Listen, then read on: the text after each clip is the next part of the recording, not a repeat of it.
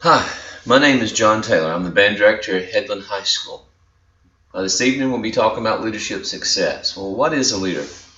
A leader is many different things, and this is kind of a neat little thing that kind of lays out a lot of different things you might associate with a leader, such as motivation, power, team, leadership, manager. A good leader is one focused on team, interest and needs, integrity, inspiration, clear goals, vision, good example. These are just some things that you might consider as a good leader, someone that supports, encourages, recognizes the accomplishments of others. And so I hope that as you look at and think about what a good leader is, you can see how these would relate to a leader in your organization. There's four things I really like to focus on, and those four things first would be to build relationships. These are cast a vision, create investors, and train. These are four very important aspects that I believe will create leadership success. Relationships are very important in an organization. In fact, Simon Sinek said, people don't buy what you do, they buy why you do it. And what you do simply proves what you believe. And so if we're going to be effective leaders, we need to connect with people. We need to connect with their core values and their beliefs. We need to build relationships with them so that they buy into what we would have them do, or our company, our band program, whatever it is, that we would have those people buy in, not because of what we do, but because of who we are and what we believe. And I think those building relationships is very important. This is a kind of a thing that's neat, you know. We're not an island. We're not alone. We're with people. And when we begin to build relationships, and those people build relationships, you can see here how that the cause and effect of our relationship with one person or two people then can affect a whole group of people, creating a atmosphere, a team, and leaders can be born out of this. And so if we want to train leaders, if we want to have good leaders, I believe one of the first key elements is to build relationships. In order to build those relationships, I believe it's important that we, as the head, should be very transparent. We should set the example. The old saying, do as I say, not as I do, cannot really be taken into consideration when we think about building relationships and being transparent.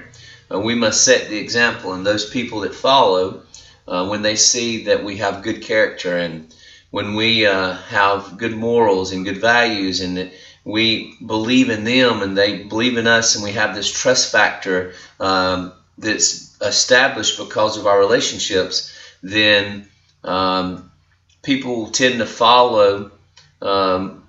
There's more power when people follow leaders because of relationships, as opposed to people that just follow leadership because of a position that they've been given. Simon also said, if your action inspires others to dream more, learn more, do more, and become more, you are a leader.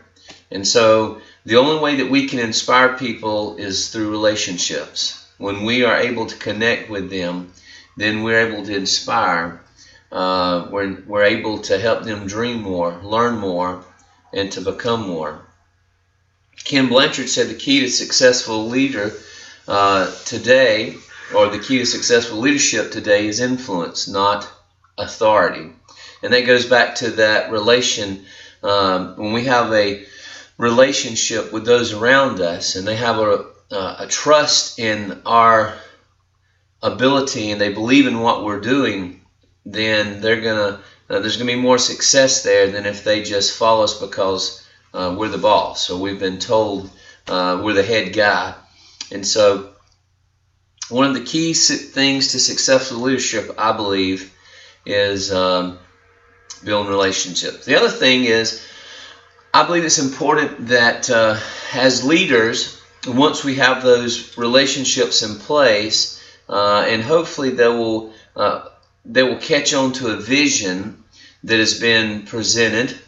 Hopefully we can cast a vision. So that's my second point, is to cast a vision. So hopefully we can cast a vision to those people that are around us that we build relationships with. This is a nice little quote. Leadership can be thought of as a capacity to define oneself to others that clarifies and expands a vision of the future. And hopefully, one of the signs of a good organization is that leaders are training other leaders, or they're birthing other leaders. Our legacy should be that when we leave an organization, when I retire from the school system I'm at, or if I join or decide that it's time for me to move on to another school, then when I leave, the leadership that I leave should be a leadership that can continue on with the program, and that vision that I set forth can continue.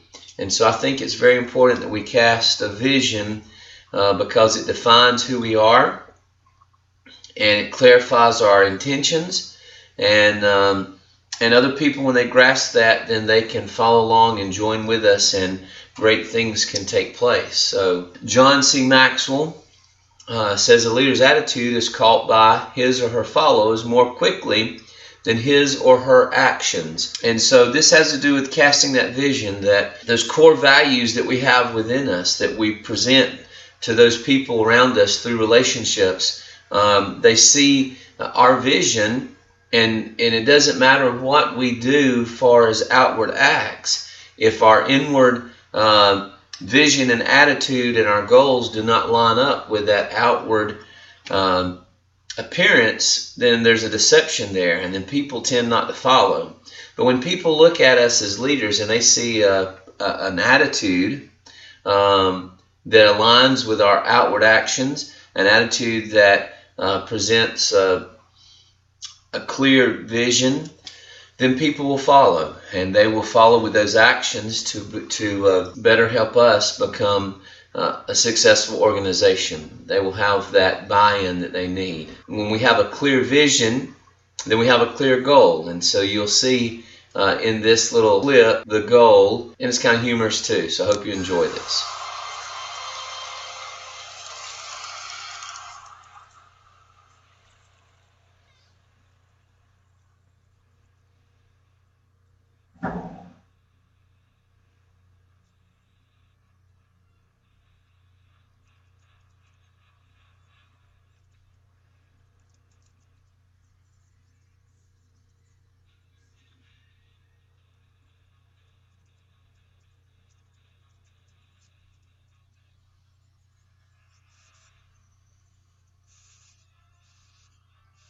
Clear vision, clear goal presented here.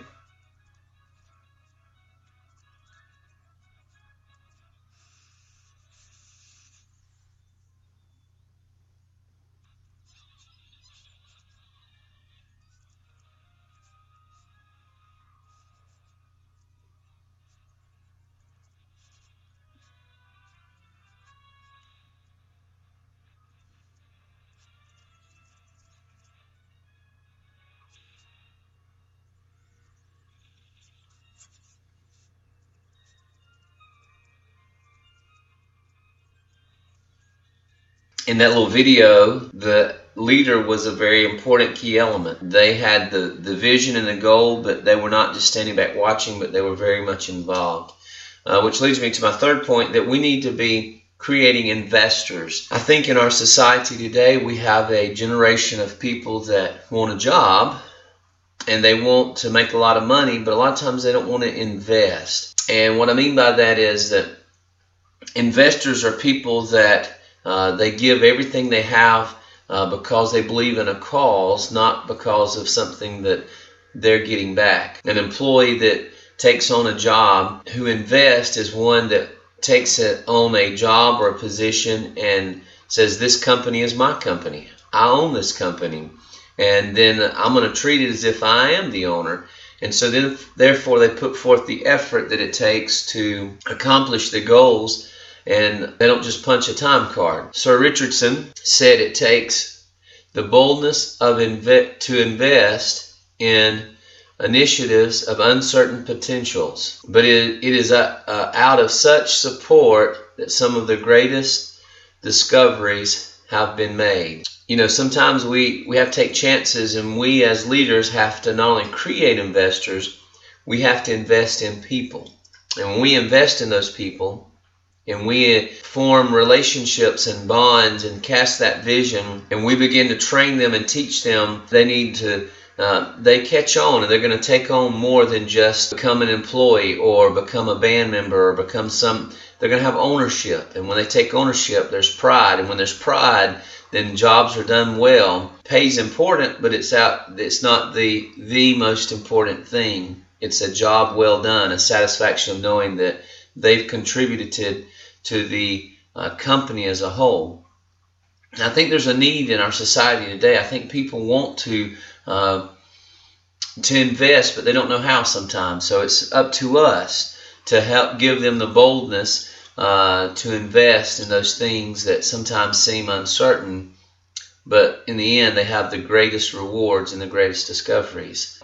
They need to have some hard times. Because see, it's the hardships that often prepare ordinary people for very extraordinary destinies. It's interesting that it's the things in life that seem the hardest that in the end we find the most pleasure. For a band student, it could be the child that struggles to play an instrument, and they struggle year after year after year, and then all of a sudden it's like the light switch turned on, and the light bulb comes on in their mind, and all of a sudden they don't have trouble with tempo and timing, and the rhythms come out very easily, and it becomes a joy to them. But in the beginning, it would have been easier to pull their teeth with a pair of pliers than to have them play that instrument. Sometimes in companies, we have people that come in we have to be patient with, and we have to allow them to go through some hardships. Sometimes when we create investors, we feel like this picture, we want to throw our hands up, we want to scream because it doesn't seem like it's ever going to happen. But Tony Robbins said, no matter how many mistakes you make or how slow you progress, you'll still way ahead of everyone who isn't trying. We need to teach, and that's my next point in just a few minutes, but we need to train and teach those that we invest time into, that if they'll stick with it, no matter how slow their progress, they're still way ahead of those people that aren't trying. Another quote by Simon Sinek says, the courage of leadership is giving others the chance to succeed even though you bear the responsibility for getting things done. And so we have to have the courage of leadership to give others so that they will be investors. This is one of my favorite little quotes from Batman. Why do we fall, sir? So we might learn to pick ourselves up. And I think it's important that in leadership, that as we are trying to promote and create investors, that we allow them a time that they can fall so that they can learn to pick themselves back up, and then they can feel like they have ownership and it's something worth value. Teach a man to fish and he'll never go hungry. Give a man a fish and he'll always starve. And the idea is that if we want people to be leaders, then we have to give them chances to fall so that when they do pick themselves up, they learn from those things and they can become better leaders. If you hire people just because they can do a job, they'll work for your money, kind of like the fish thing. But if you hire people who believe what you believe, they'll work for you with blood and sweat and tears. We need to make sure we provide the support needed. He says this is a major project of utmost importance, but it has no budget, no guidelines, no support staff, and it's due in 15 minutes. At least here's your chance to really impress everyone. And that's really not creating investors. That's throwing them into the wolves. Sometimes we find ourselves in these positions where we have to do this, and people rise to the occasion, they step up, but as leaders we need to make sure we provide the support to undergird them so that they can become leaders and they can become investors and take on ownership. My last point, I think, is training. I think it's important that as leaders we train those that we are leading. Teaching, skills, mentoring, development, personal development, knowledge, those things that they need and we need as leaders. As a leader, we should always be growing continually. And how can we grow unless we learn? As we endeavor to become better leaders, we train ourselves, and therefore we need to pass that along to those that follow us. We need them to have skills, and it's good to have mentors, and we need to promote and provide opportunities for them to become good leaders, training. John Maxwell says the growth and development of people is the highest calling of a leader. It's important that we invest in those people that are following us. And when we invest, we develop, and we train, then we're going to find that there's a great reward, not only for those people that are being trained, but for us as well. Because I said earlier, our legacy when we leave a company or we leave a school system or we retire or we hand the reins on to someone else is that they're prepared. There's a system of leadership in place so that when we step away, it can still function. And I think training is a very important part of that aspect. Leadership success, it comes from mentoring, motivating, coaching, inspiring, teaching, teamwork, vision, by us leading by example. And so leading by example means that we prepare, we provide opportunities for those that we lead to be trained. We seek out training for ourselves so that we can always be ever learning, so that we will have a knowledge and that we will be able to also better ourselves and become better leaders for those that will follow. Dennis Morrison said, I think leadership is service, and there's power in that giving to help people, to inspire and motivate them to reach their fullest potential. And so as leaders, we must serve those who follow us, and we need to do that by providing training. This is one of my favorite quotes, also by John Maxwell, that says, he that thinketh he leadeth and hath no one following is only taking a walk. I think it's important that we build relationships. We need to make sure that we as leaders are very transparent, that we have ourselves, we can influence people and motivate them. And so we not only need to have those relationships, but we also need to build those relationships, but we need to create investors. We need to invest that time and create investors in them. We need to cast a vision so that they could see that vision, because they know who we are and because we have a relationship. They want to follow us because they share that vision, not because it's put before them and that's something they feel like they have to obtain, but it's something that they desire to do because of a relationship and because they share that same vision. And the only way that all that can happen is if we train. And so training is very important. So those are the 4 elements that I believe will make you successful. I believe those are the things that have helped me become successful and make me a successful leader at Headland High School. I'm going to leave you with this little video. It's pretty thought-provoking.